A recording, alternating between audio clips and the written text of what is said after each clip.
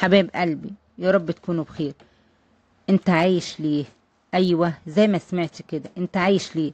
هدفك ايه في الحياة؟ رد عليا، نفسك تحقق ايه؟ ولا حاجة.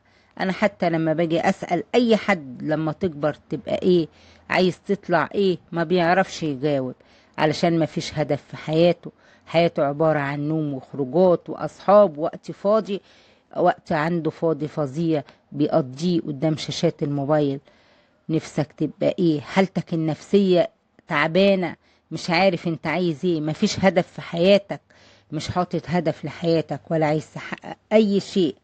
نجحوا في اهدار وقتك، نجحوا في تحطيم اهدافك، نجحوا في الهائك عن مستقبلك، نجحوا في الهائك عن عملك، نجحوا في خطف النوم من عينك، نجحوا في تفكيك اسرتك، نجحوا في إلهائك على الناس الكبيرة الحية اللي محتاجينك.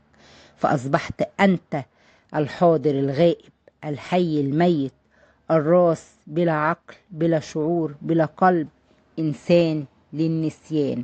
ولايك وشيل لو بتحب الخير.